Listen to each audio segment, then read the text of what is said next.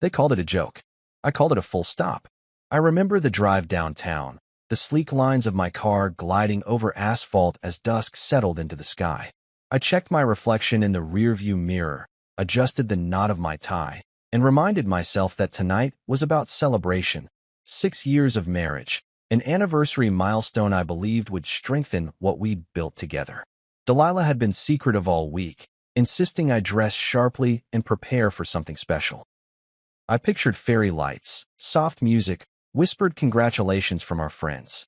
Instead, I walked through the door of Valone and found an empty seat at a polished table set for four, the chairman's seat conspicuously vacant beside her place. I spotted her at once, her laughter rising above the low murmur of other diners. She was flanked by three women, Marina, Nora, and Sloane, each holding a flute of champagne, throats lubricated with the kind of mirth that felt sharp to my ears. They wore evening gowns in jewel tones, smiles so bright they caught the overhead lights and flashed like cut glass. My heart stuttered when her eyes met mine, but hers were different now, cold, playful, surveying me as though I were an exhibit behind glass. I cleared my throat, stepped forward, and offered a small, hesitant smile. I thought perhaps she wouldn't let me in on the surprise, or that the real celebration was elsewhere. But the second she saw me standing there, her grin widened into something sly, as if she'd been waiting for this moment of tension. "Jasper," Delilah exclaimed, her voice lilting with mock warmth. "You made it." She patted the seat next to her, nodding toward an empty place. I took it, my chest tightening, and slid my jacket off the back of the chair. I tried to meet her gaze, looking for anything affectionate, any flicker of the woman I pledged my life to. But what I saw instead was the three of them trading glances like schoolgirls plotting trouble, and that's when the waitress arrived with the first bottle of champagne. I reached into my jacket pocket and extracted a slim envelope. Concert tickets to see our favorite band in the spring, vintage front row seats, something she had mentioned months ago. Next, I pulled out a small velvet box, containing a silver bracelet engraved with our wedding date. I wanted her to open these gifts together, to feel that moment of shared surprise. But before I could speak, Delilah raised her glass, chimed it against her friends, and said, "To Jasper, for putting up with us." Laughter bubbled around the table as the waitress popped the cork. I swallowed, nodded, and lifted my glass in a delayed toast, trying to remind myself that maybe this was all just part of some elaborate game. Over the next hour, they ordered 6 bottles of the house's finest champagne, each more expensive than the last, along with oysters, truffle fries, roast sea bass, and a tower of desserts that looked as if it were carved from marble. I suggested a lighter menu, maybe a salad or a single course, but Delilah brushed my concern aside. "You're treating," she said breezily. "Enjoy it. Enjoy." The word echoed in my mind as plates piled up, champagne flutes refilling themselves like enchanted goblets. I watched the droplets slide down cool glass, saw the celebration smear into something grotesque. Other tables stared. I heard murmurs of envy and amusement. But for me, the room had gone still, the sounds muted by the pounding in my ears. Then, inevitably, the laughter crescendoed. Delilah leaned back, dabbed her lips with a napkin, and said, "Gentlemen, watch me." She rose, swept her arm toward the exit, and her friends followed in a single file. Marina winked at me as she passed. Nora snorted into her fist. Sloane let out a high-pitched giggle. I remained seated, jacket slipping off the chair, breath shallow. I stared at the backs of their heads until the door swung shut and the laughter trailed off into the night. Only then did I realize I was surrounded by fine china, crystal flutes, half-empty bottles, and the stunned silence of a restaurant full of witnesses. My cheeks burned, my heart thudded against my ribs. At that moment, I knew this was no innocent prank. The waiter approached, a tight smile on his face. "Sir, shall I bring the check?" he asked quietly. I nodded, my voice failing me as I gathered my coat. I unwound the scarf I'd placed carelessly around the chair and draped it over my arm. When he returned with the tablet, the total flashed in small but unmistakable digits, $19,062.41. The weight of it landed on me like a slab of ice. I flicked my pen open and signed, adding a generous tip that brought the final amount even higher. The server offered me a sympathetic nod, as if apologies were owed to me instead of the perpetrators of this charade. I stood, placed the tablet on the podium by the hostess stand, and walked out without looking back. My shoes echoed on the marble floor, each step taking me farther from the echoes of their laughter. Outside, the cool night air wrapped around me. I zipped my jacket, exhaled slowly, and gave myself permission to feel every raw, exposed emotion swirling inside. Tonight, I realized, was not an anniversary of joy but a breaking point. They had called it a joke. I called it a full stop. And now, under the streetlights, I let the coolness seep into my bones as I began to reckon with everything that had come before and the clarity that followed. When people show you who they are, let the bill confirm it. I slid into the back seat of my car and closed the door, the echo of clinking glasses and half-suppressed laughter still ringing in my ears. My suit, once crisp and eager for celebration, felt suffocating, weighed down by the stench of betrayal. I fumbled for my phone, thumb hovering over Delilah's contact, but the impulse to plead, or to scream, died within me. Instead, I found the receipt in my jacket pocket, the numbers etched in cold finality. $19,062.41. That figure was more than money. It was a ledger of humiliation, a ledger I intended to balance on my own terms. I thumbed the ignition and pulled out of the valet stall, headlights cutting through the downtown haze as I drove toward our apartment. At each red light, I stared at my reflection in the rearview mirror, a man whose heart had turned into a fortress overnight, whose carefully cultivated patience had snapped. The roar of traffic felt distant, like the world outside was moving on, unaware of how drastically mine had shifted. I thought of the gifts tucked in my coat pocket, the bracelet and the concert tickets, and they suddenly seemed laughable, relics of a promise she never intended to keep.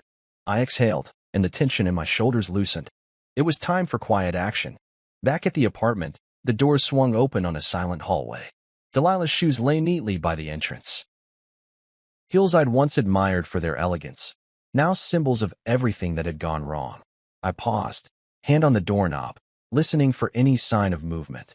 When none came, I stepped inside and surveyed the living room. Our shared life encapsulated in photographs on the mantel, hotel mementos on a shelf, the couch where we'd spent countless Sunday mornings. I felt a pang of something like sorrow, but it was tempered by relief.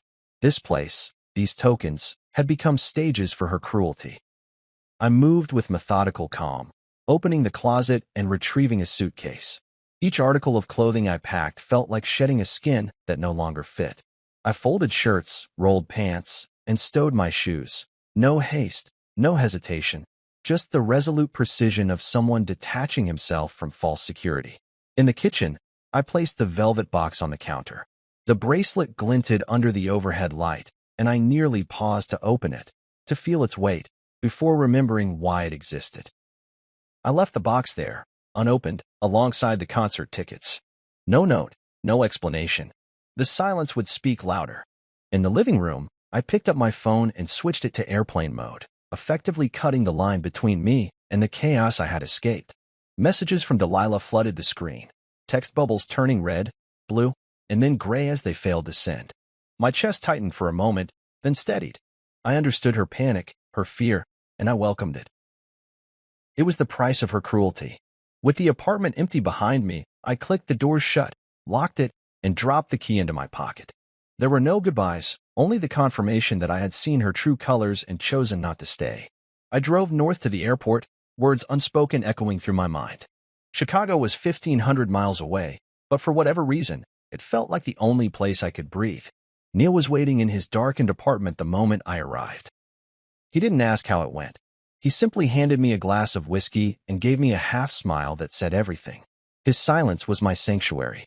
I drank deeply, felt the burn ease the knot in my chest, and for the first time since that night, I allowed myself to exhale completely. The next morning, I reactivated my consulting firm's website, navigating through passwords I hadn't entered in months. My services, cybersecurity audits, risk assessments, listed with a renewed sense of purpose. Before, I'd been half-present, distracted by vows I thought meant something. Now, I clicked Publish, announced my availability on LinkedIn, and began drafting proposals. My phone buzzed incessantly with auto-responses and client inquiries, and each notification was a reminder that I was still relevant, still valued, still capable of thriving. Later that afternoon, I called the bank to cancel all shared credit lines. The customer service representative sympathized as I cited personal reasons, and within minutes, my name was cleared from every joint account. I felt the weight lift again, conscious that economic independence was the first step toward emotional freedom. The only remaining task was legal, and for that, I reached out to Rachel Lynn, my sister's lawyer friend. I left a succinct voicemail, need a consultation. Urgent. No explanation, no backstory. I didn't want to relive every detail, and Rachel never asked. She knew what urgency meant and what silence could conceal. By early evening, I sat in a dimly lit cafe, nursing black coffee and waiting for Rachel to arrive. Outside, the sun dipped low, painting the streets in orange and violet. I watched couples pass by, hands intertwined, and felt no envy, only resolve. When Rachel slid into the booth opposite me, she offered a gentle nod. I placed the restaurant receipt and a copy of the Valone surveillance footage on the table. Her eyes narrowed as she reviewed the documents, then met my gaze. "All right," she said softly, folding her notes. "We'll draft the petition this week." Her tone was practical, unwavering. I nodded and slid the paperwork back toward her. In that moment, the enormity of everything fell into place. I had been the punchline in a cruel joke, but I would not be the victim. I would be the author of my own next chapter, built on transparency, strength, and the quiet power of walking away. Outside, the city hummed with life. Inside, I felt a stillness more profound than any applause or protest. Delilah's laughter had been my final unmasking, and silence became my answer. The bill had confirmed what I already knew. Some relationships aren't meant to be salvaged, only honored in their ending. And in that confirmation, I found the clarity to begin again. Some endings require no announcement, just your absence. I woke on the fourth morning after that night at Valone to the soft rumble of sunlight creeping through the blinds and the memory of champagne glasses clattering against marble. My phone lay face down on the nightstand, silenced, drained of life. For 3 days I had existed off the grid. No calls, no texts, no social media footprints. The world kept spinning, but I'd handed it the keys to my life and walked away quietly into a new one. In those days, I stayed with Neil in his loft apartment on Chicago's near North Side. He didn't press me for details. He didn't ask why I arrived at his door at midnight clutching nothing but a backpack and an empty stare. He simply offered me a whiskey, showed me the guest room, and left me to decide whether to unpack. I didn't. I slept fully clothed, leaving my wallet and keys precisely where I could find them, ever ready to disappear again if necessary. Neil's hospitality was a fortress against intrusion, and I was grateful for its walls. The first morning, I stayed in bed, letting the silence swell like a tide. I listened to the hum of the refrigerator downstairs, the distant clatter of plates in Neil's kitchen as he made breakfast for himself, and the muffled traffic drifting through the single-pane windows. No notifications broke the quiet. No voices reached me. It was a luxury I hadn't permitted myself in years, not even on vacations. Here, however, solitude was a balm for my battered spirit. Each unbroken breath reminded me that I still existed beyond the humiliation, beyond the relationships that had defined me.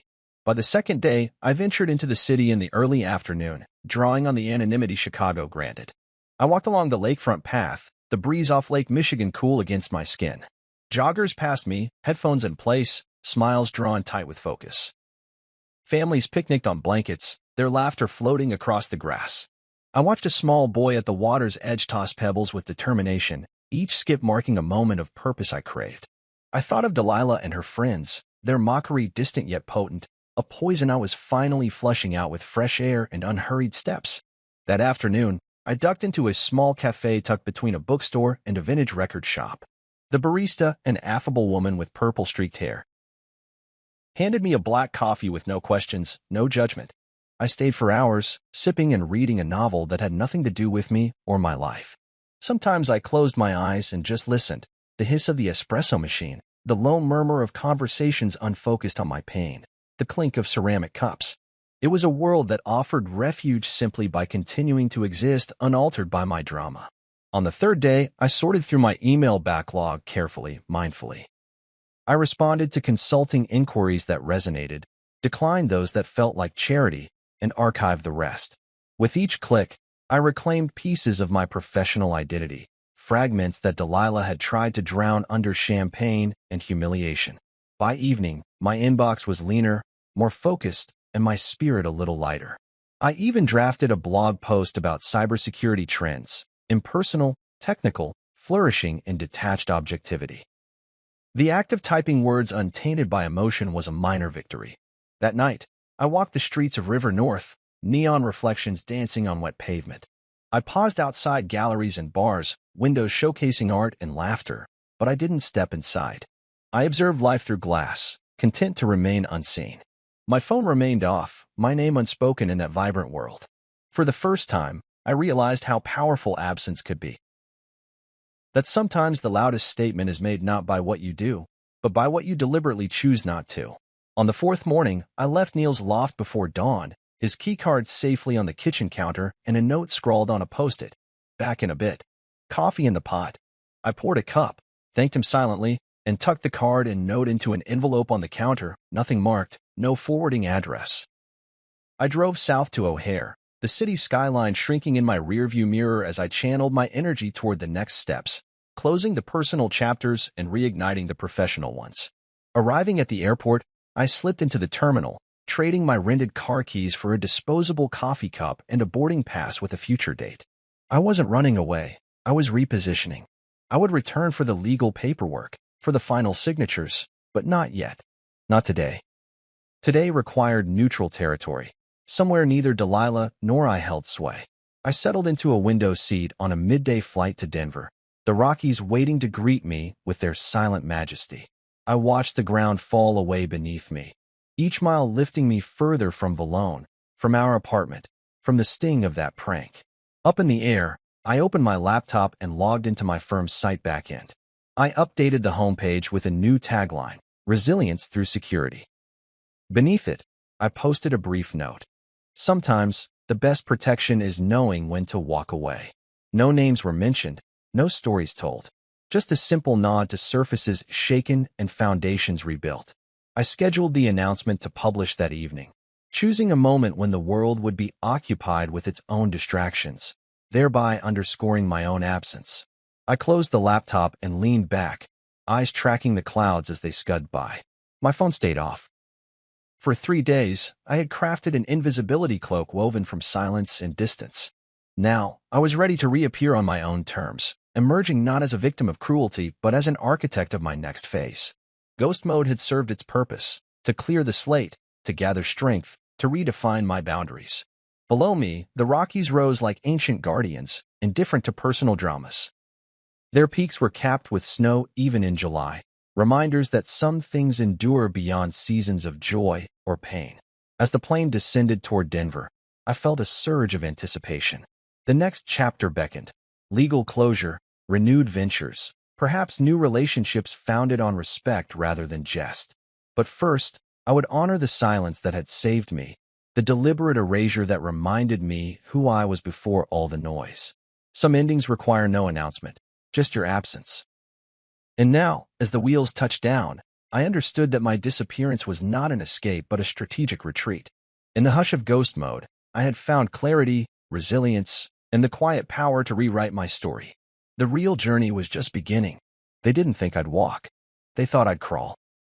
I watched my phone glow with a blizzard of notifications as I sat at my makeshift desk in Rachel's office, the morning light filtering through Venetian blinds and casting slats of shadow across the unrolled divorce petition. 95 missed calls. 75 unread messages. 15 voicemail transcripts begging, cajoling, pleading. My heart drummed against my ribs, not with terror but with cold resolve. I didn't answer a single one. Instead, I let the chaos collect itself into a single thought. They were panicking, and I was unmoved. It started just after midnight on day 3, when Delilah's first frantic text slipped through my airplane mode barrier. Where are you? That was followed by a string of breathless questions. Please call me. I'm sorry. I love you. I didn't mean it.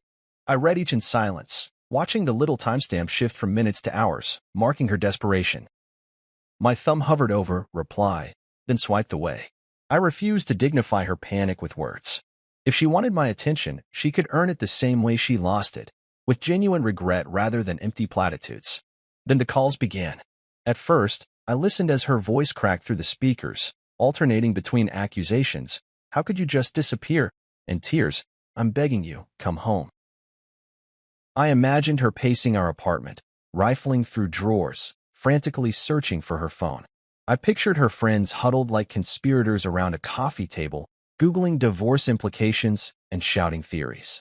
I smiled at the thought. This was the price of turning my life into a punchline. Let them taste their own sour medicine. But as the hours rolled on, the tone shifted. Sloane's panicked voicemail caught my attention. Jasper, you have to help us. Delilah's freaking out. She can't get into the apartment. She left her key inside. And the cards are shut down. We're locked out, Jasper. Please. The pleading in Sloane's voice was different, urgent, fearful, vulnerable. It wasn't flippant or mocking.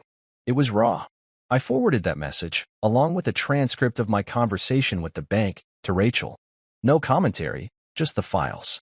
In the space between their panic and my silence, the power dynamic had inverted. They had expected me to chase. Instead, I remained a closed door. I spent the afternoon drafting a terse email to Delilah. Your actions last night violated every standard of respect I held sacred. I am initiating the divorce process. Direct all future communications to my attorney. No anger, no flourish, just facts. I hit send and watched the little blue arrow confirm delivery. I imagined the notification popping up on her locked screen, each word a blow to the facade she had erected. That sense of justice was sweet, but I knew better than to relish the moment too long. Retribution was not my goal. Clarity was. By early evening, the epicenter of her panic had shifted from our apartment to my professional circles. Contacts on LinkedIn began inquiring if everything was okay, clients emailed with polite concern, and even Neil, my trusted friend, left a voicemail. Jasper, I know something's up. Coffee tomorrow. I didn't reply to any of them. I drafted a brief LinkedIn post instead.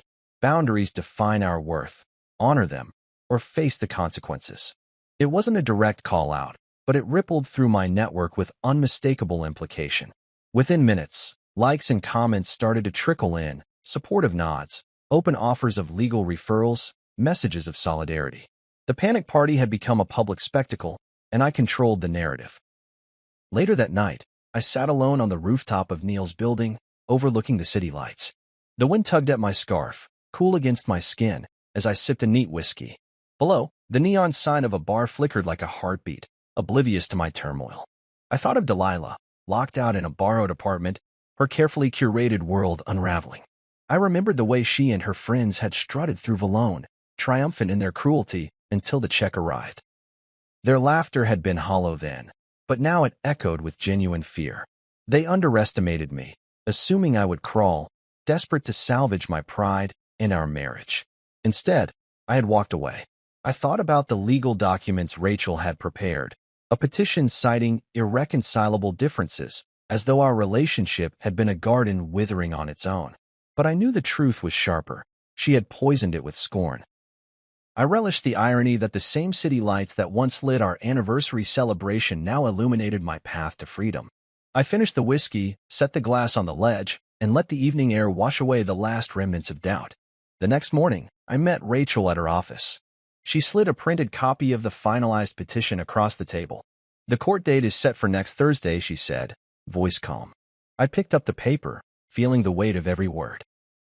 Delilah's name was typed there, full and final, linking our fates until the judge dissolved them.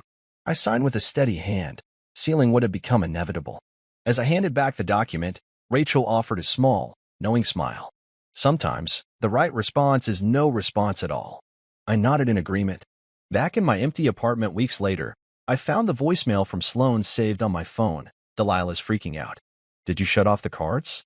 She can't get into the apartment. I listened to it again, my reflection wavering on the screen. That was the moment they realized the joke had turned against them, when the punchline was delivered by my silence rather than her voice. I deleted the message, closed my eyes, and felt the finality settle in my chest like settling dust. They had expected me to crawl, to beg for forgiveness, to endure the spectacle. Instead, I paid the bill, walked away without a word, and let silence and absence be my answer.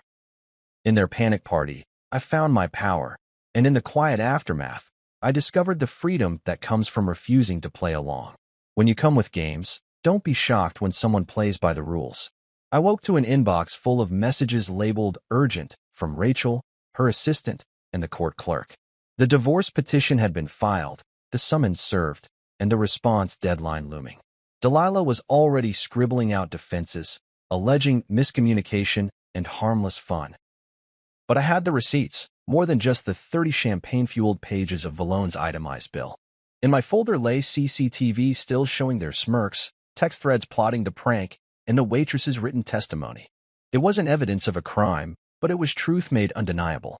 I spent the morning in my new rented office space, the walls bare except for a single corkboard where my sister Harper had tacked up photos and documents that traced Delilah's deceit. Each pin told a story.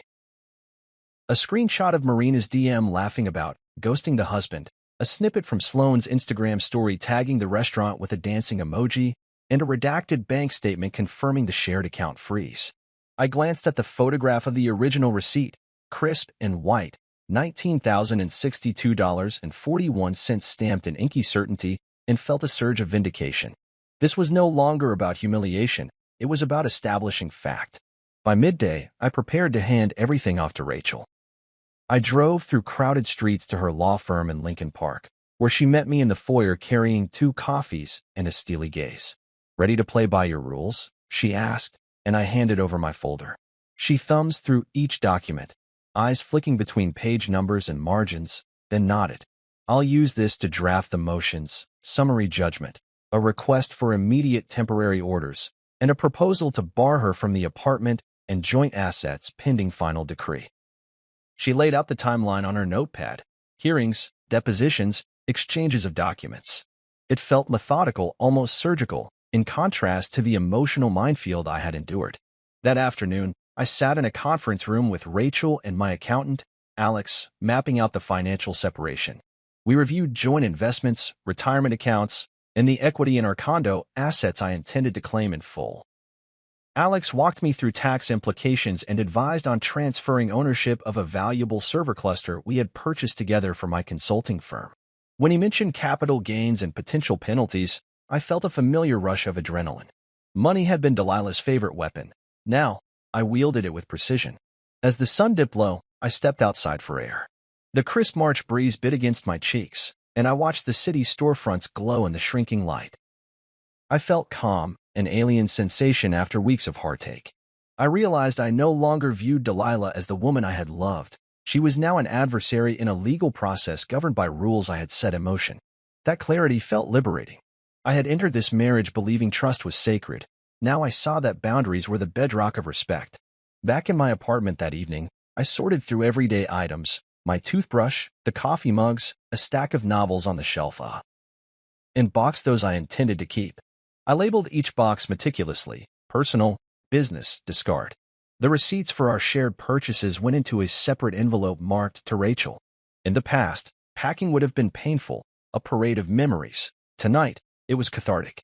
I cradled a worn copy of a travel journal we'd kept for our first anniversary, then slipped it into the discard box with surprising ease. Attachments had become liabilities. As midnight approached, I sat at my desk and dialed the number for the local Domestic Relations Bureau to request a temporary restraining order. RO orders are rarely necessary in divorce, but they serve as a clear line in the sand. I provided case numbers, dates, and succinct reasons: deliberate financial abuse, emotional harm, abandonment, each phrase delivered without embellishment. The clerk set the hearing for 2 days hence, and I marked it on my phone calendar.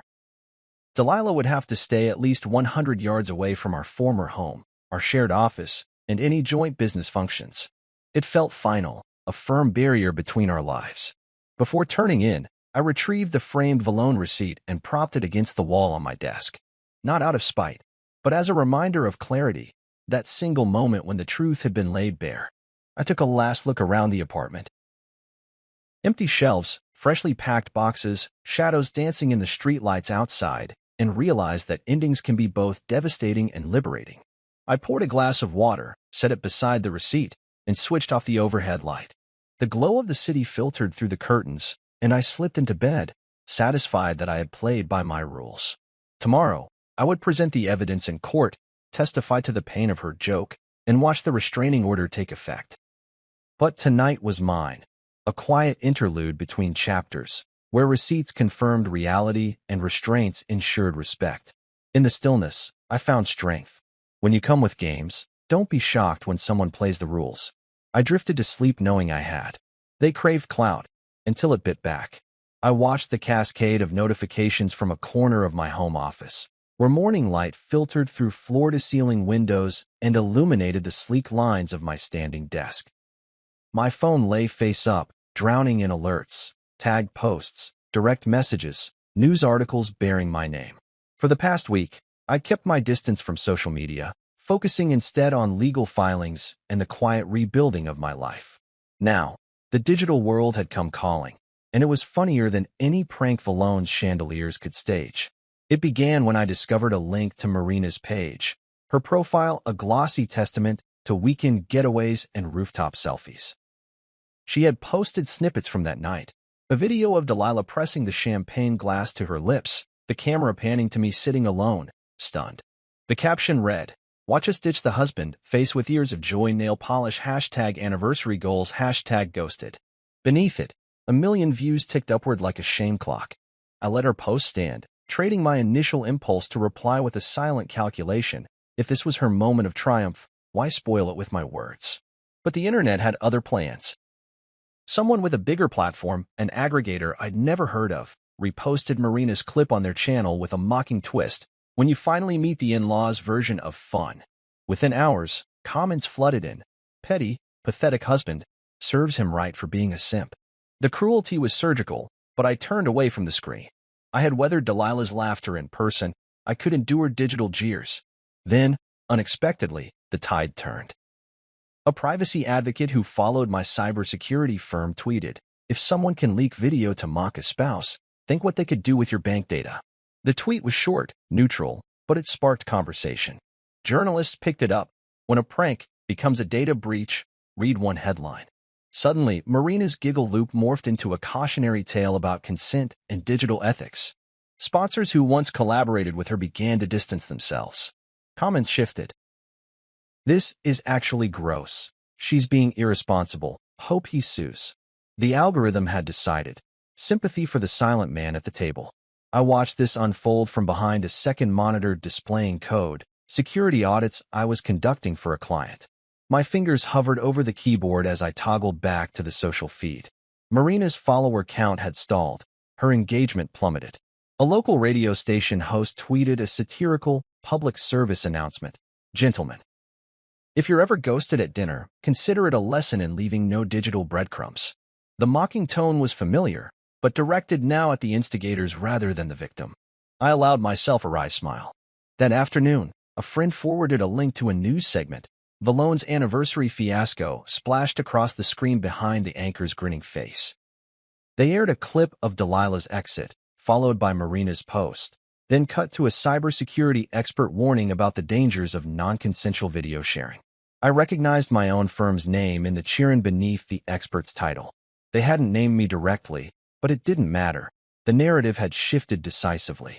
I leaned back in my chair, closed my eyes, and let a quiet satisfaction settle in my chest.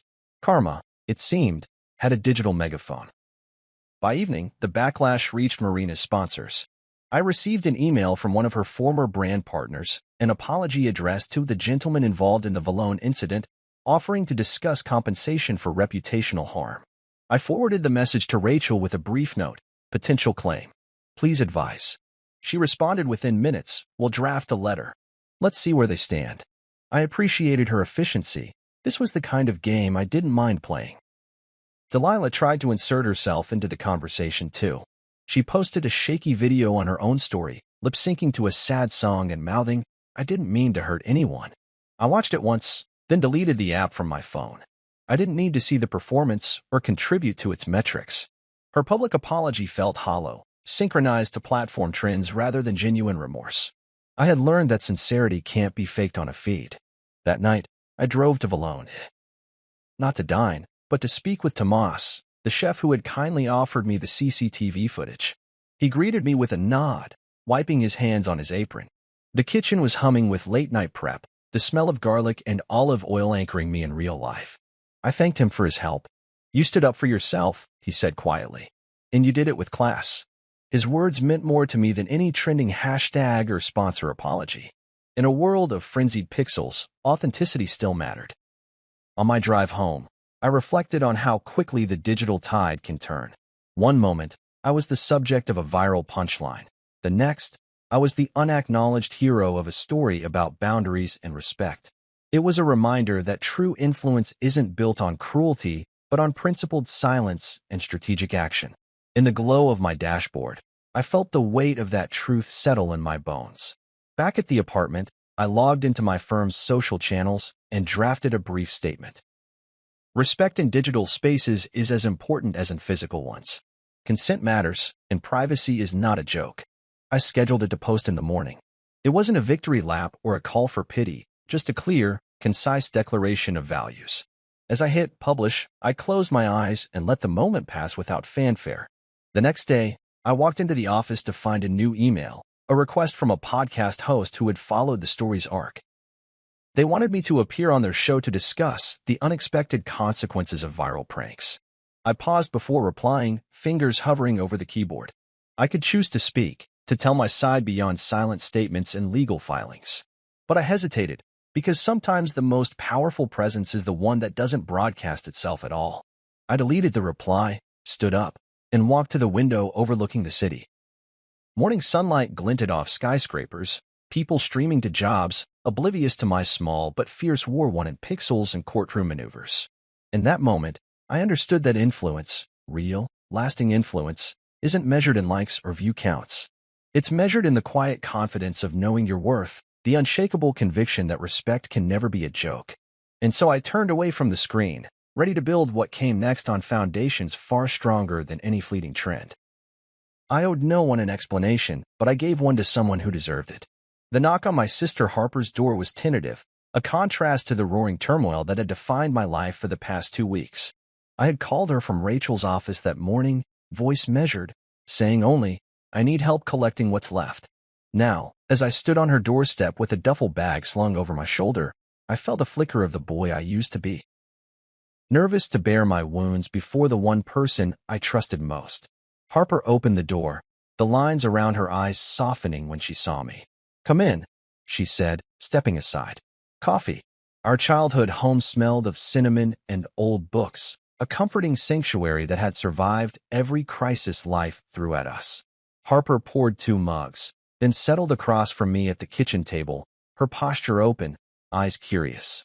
I took a slow sip, the warmth spreading through me as I assembled my story. Too many details to recount, too many emotions to unspool. Instead, I laid out the duffel bag and pulled out files, printed receipts, bank statements, Valone's CCTV stills, text logs between Delilah and her co-conspirators. "This is what happened," I said simply. I didn't need theatrical flair. The evidence spoke for itself.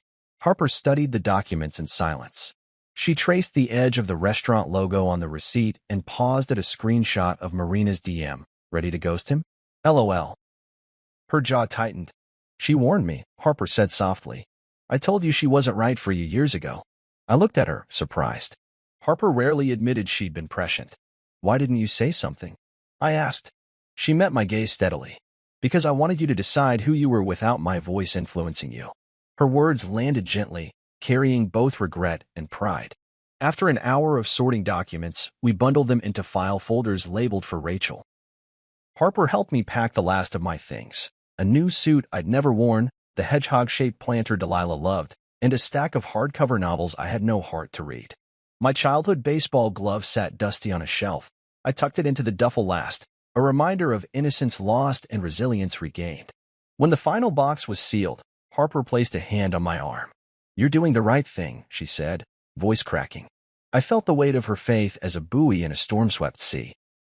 We drove together to our old apartment, its windows dark behind drawn curtains. Delilah's keys still hung on the hook inside, a bitter reminder of doors she could no longer open. Harper waited in the car as I carried the boxes upstairs. I found Delilah perched on the couch, eyes red, makeup smudged. "You needed these," I said, setting the duffel at her feet. Her lips trembled. "Please, Jasp," she whispered, "just talk to me." I held up a hand, rooted in resolve. "You laughed when you left me to drown. You don't get to cry now that I've learned to swim." I turned and left, footsteps echoing in the hallway as Harper followed silently. Back in the car, Harper drove us to a cafe near the courthouse. Its muted chatter and rich coffee grounds a buffer between personal hell and professional theater. We sat across from each other, two siblings in a world that had grown too big, too sharp. I pulled out my phone and checked Rachel's message. Everything's in place. Hearing next week. Court will need one copy for each party. I slipped the phone back into my pocket. Thank you, I said to Harper, meaning more than she realized. She nodded, then reached across the table and squeezed my hand. You deserve better, she said. The day of the hearing arrived gray and cold, snowflakes drifting lazily as I stood on the courthouse steps, papers in hand, breath visible in the air. Delilah didn't show. Instead, her attorney stood before me, bland smile hiding frustration. Rachel led me into the austere courtroom, and I took the witness stand, heart steady, voice firm. When the judge asked why I sought dissolution, I recounted the restaurant incident succinctly, how a moment meant to celebrate had become a public spectacle of cruelty. I presented the receipt, the footage, the messages, each piece of evidence a shard of truth. Delilah's attorney tried to frame it as a harmless prank, but Rachel's cross-examination revealed the calculated malice behind the laughter. The judge's gavel came down. Decree granted, property division executed as proposed, no alimony, and a restraining order upholding our personal boundaries. I exhaled, feeling the final click of a lock turning. Later, Harper and I drove in silence through the city's quiet afternoon. She parked by the lake, and we stepped out to watch the water lap against the shore. The wind tugged at our coats as she wrapped an arm around my shoulders. What now? She asked. I thought of the framed receipt resting in my office, my reminder of clarity, not spite, and of the emptiness still echoing where our shared life once lived. I rebuild, I said, on my own terms. Harper smiled, her relief mingled with hope. I'll be right here. We stood together, watching waves break in frosted rhythm. Around us, the world moved forward, boats carved arcs on the water, joggers passed in bright jackets, gulls cried overhead. None of it depended on Delilah's laughter or cruel jokes incorporated. In the hush of that winter afternoon, I felt grounded in a truth deeper than any celebration gone wrong. Family was a refuge, clarity a compass, and sometimes, the final cut of betrayal must be made before new bonds could form. Side by side with Harper, I found the strength to step into whatever came next, leaving behind the echo of their cruelty and embracing the promise of what I would build anew. Clean cuts hurt less than slow poison. The courthouse doors gleamed under the midday sun as I stepped inside, case file clasped in my hand like a talisman.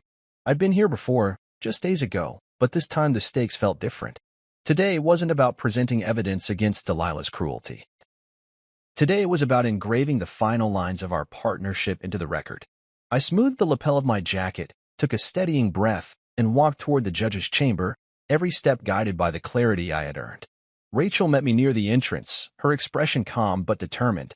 She handed me a copy of the settlement agreement, the pages bound in crisp blue covers. Everything is in order, she said, her voice low. Sign here, here, and here. I nodded, my pen moving deliberately over the signature lines. Each stroke felt like removing another thread from a fraying tapestry of shared history. When I finished, I closed the booklet, handed it back to her, and crossed my arms, ready for the final act. In the courtroom, Delilah appeared thin and pale, seated beside her attorney, fingers gripping the edge of the table. I met her eyes briefly, her gaze flickered with something I couldn't name, a mix of regret and fear. But I looked away and sat at the plaintiff's table. As the bailiff called our case, I arranged my papers neatly, reflecting on how orderly the proceedings had been compared to the chaos she and her friends had orchestrated. The judge entered, briefcase in hand, and took the bench. The room fell silent, the hush a stark reminder of the dignity I had reclaimed.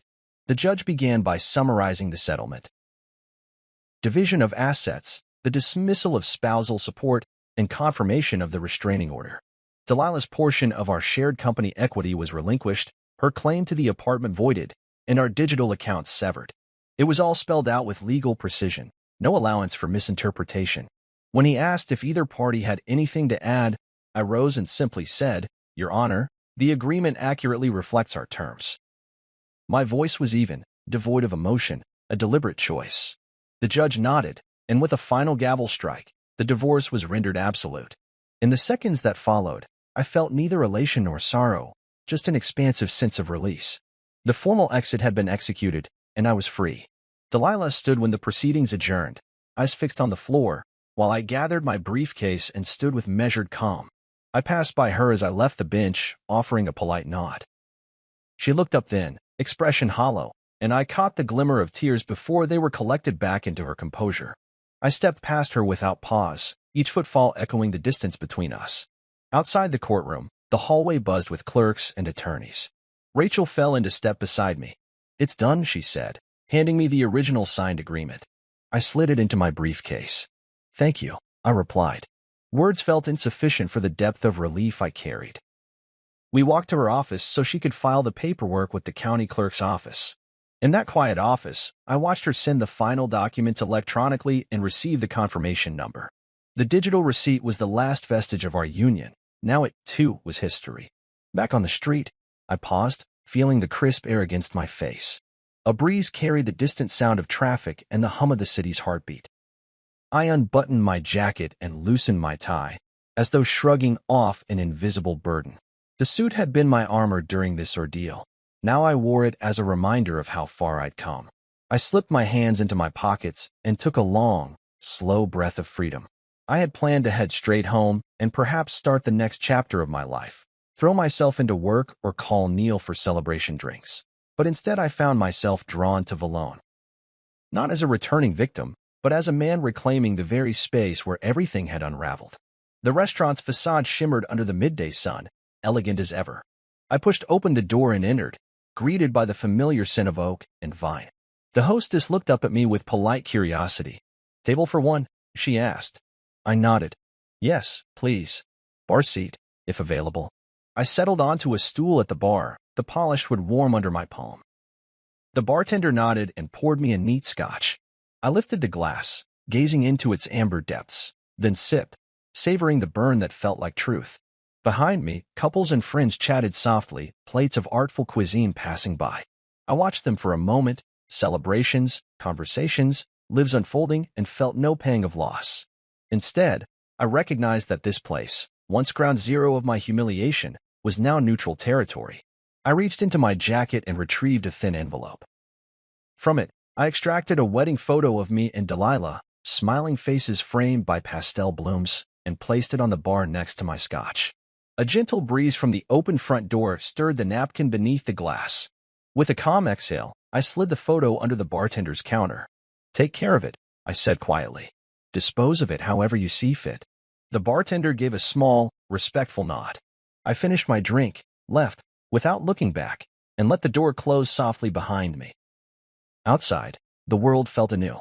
The city hummed with possibility, each street a branching path. I buttoned my coat and stepped into the sunlight, the divorce decree resting in my briefcase, the final signatures etched in ink. The formal exit had been executed with precision and grace, transforming a chapter of betrayal into a foundation for reinvention.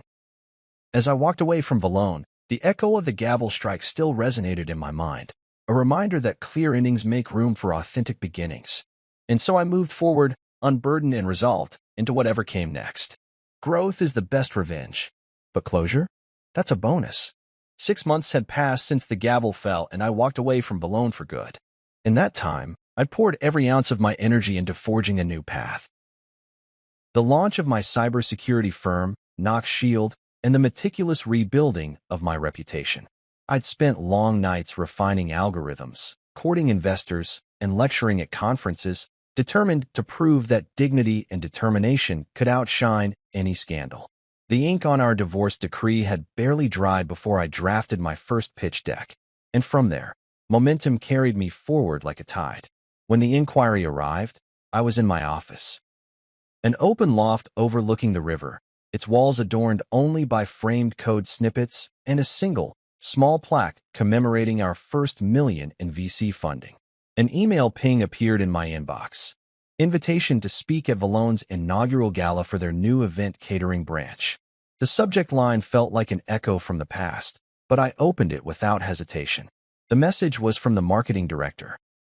A gracious request for me to host their launch event, bringing gravitas and credibility to their fledgling catering division. I stared at the screen, imagining Delilah's smirk as she forwarded the invite to her friends. Instead, I leaned back, considered the moment's symmetry, and drafted my response. I accept. Please send details. No hesitation, no emotion, just business. In the weeks that followed, preparations for the gala became an unexpected thrill. Valone's new concept promised haute cuisine delivered to corporate clients, weddings, and private soirees. They modeled the brand to highlight exclusivity, elegance, and impeccable service, qualities they had once weaponized against me in a twisted anniversary prank. Now they sought to leverage my name for prestige. The irony was not lost on me. I met with their event coordinator, an efficiently polite woman named Camille, who outlined the venue. A glass-walled ballroom perched atop the city's tallest hotel, chandeliers like constellations overhead, tables dressed in linen and silver. I reviewed the script, an opening speech, a Q&A panel, and a final toast. My role was simple but high-profile, the face of respectability in the very arena where I had been ridiculed. On the night of the gala, I arrived in a custom-tailored tuxedo that felt like armor forged from confidence. The hotel lobby thrummed with anticipation. Well-heeled guests, wine flowing, servers gliding through the crowds with trays of hors d'oeuvres. I caught my reflection in the mirrored elevator walls and offered a small nod to the man who had weathered far worse than any public tasting or corporate roast. When the doors opened onto the ballroom, I stepped onto a plush red carpet, greeted by the subtle hum of cameras and the curious gazes of reporters. I paused at the entrance to soak it in. Glass towers stretching into the night sky, a string quartet nestled in a corner, and tables unfolding like islands of candlelight. Valone's head chef, Tomas, my unexpected ally from that awful night, spotted me first and made his way forward. He clasped my hand warmly. "Remarkable to have you here," he said quietly. I shared a brief smile, grateful for his steadfast loyalty. "Thank you for the invitation," I replied, scanning the room. Guests clustered near the stage, mingling with sponsors and local influencers. A buffet of delicate canapés glinted under spotlights, foie gras on brioche, caviar-topped blinis, truffle arancini. The irony of tasting gourmet bites in a space that once served cruelty was a heady cocktail I swallowed without flinch. When the MC called my name, I stepped onto the dais, heart steady. The spotlight warmed my face as I surveyed the crowd. Familiar faces from the tech world, business moguls, even a few journalists who had covered the divorce saga. I cleared my throat and unfurled my notes, barely used fragments listing bullet points I had prepared: gratitude, integrity, and the importance of seamless service. But when I looked up, I felt a surge of authenticity that demanded I speak from the heart. "Good evening," I began, voice clear. "I stand before you tonight not as the hip cybersecurity consultant you invited, but as someone who learned, and continues to learn, the value of respect, of honor, and of owning one's narrative." A murmur rippled through the room. My gaze swept to the balcony windows, where Delilah had probably perched in someone else's invite list. Service is more than food on a plate. It's the experience you leave behind. It's the trust you build when you show up, and the loyalty you earn when you treat people with dignity. Heads nodded. Glasses lifted slightly, as though confirming my words. I shared a brief anecdote, carefully neutral, respectful of confidentiality, about the necessity of transparency, drawing a parallel between cybersecurity's best practices and Valone's commitment to quality. I didn't reference the anniversary prank directly. Instead, I spoke of second chances and the power of intention.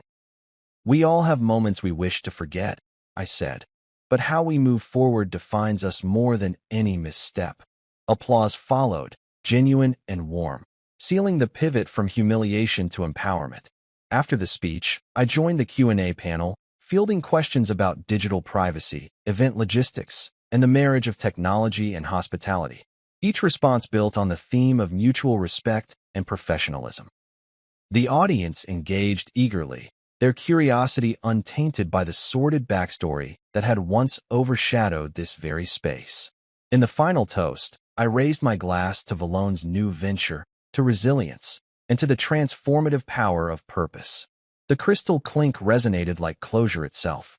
Later, as the event wound down and guests drifted toward the after-parties, I retreated to a quiet corner with Tomas. "You did good tonight," he said, gesturing toward the empty stage. You own the room and the story. I nodded, thinking of the framed $19,062.41 receipt hanging in my office, a monument to the cost of awakening. It's more than revenge, I said.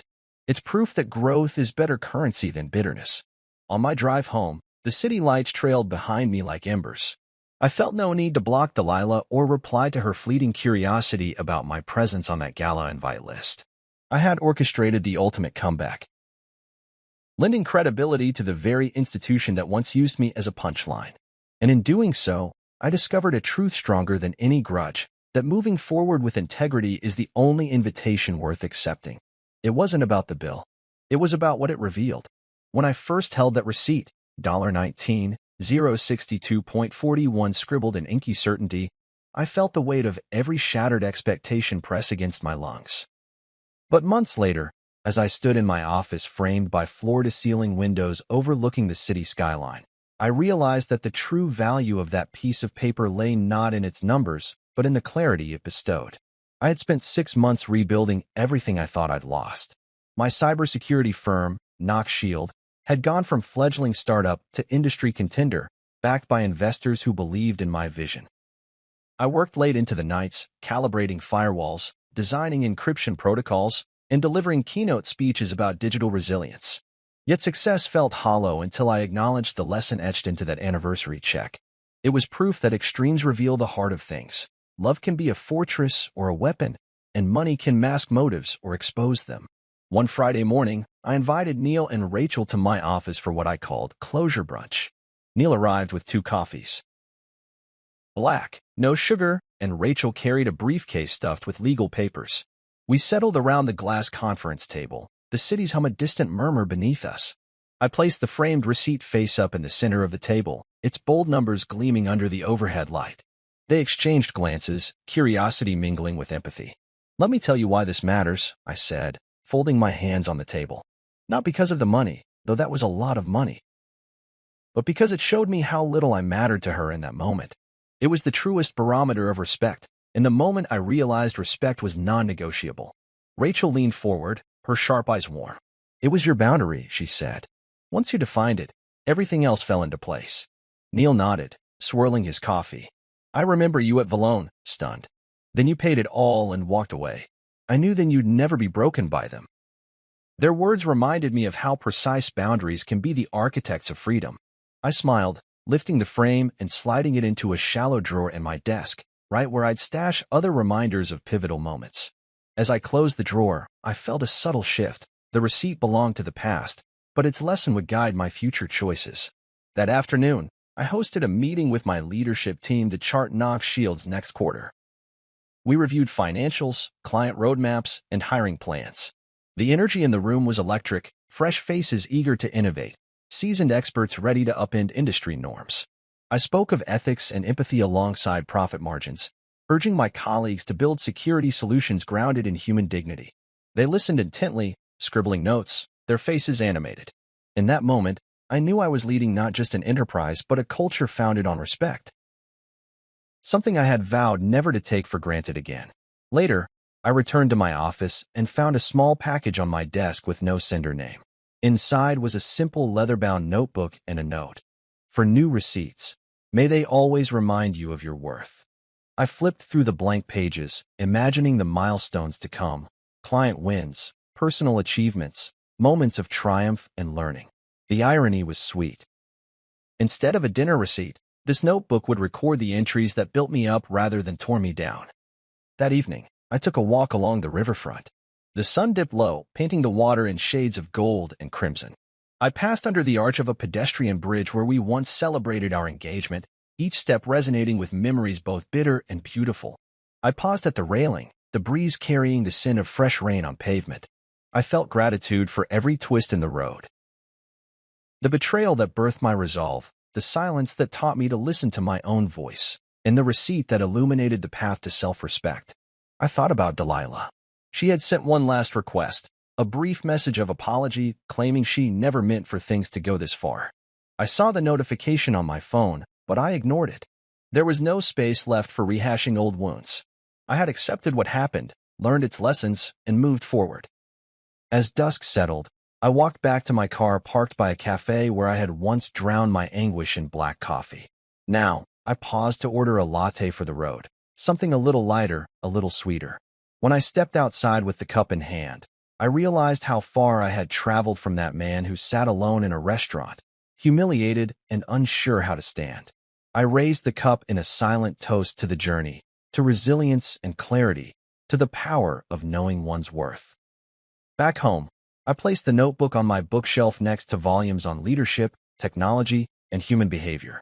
Beside it, I arranged the framed receipt, no longer hidden away but displayed proudly. It stood as a testament not to betrayal but to awakening. The moment I learned that boundaries are the scaffolding of self-worth and that true freedom sometimes arrives in the form of a cold, precise ledger. That night, I slept soundly, buoyed by the knowledge that the only receipt that truly mattered was the one that reminded me how to value myself and how to build a life surrounded by people who would never let me forget it.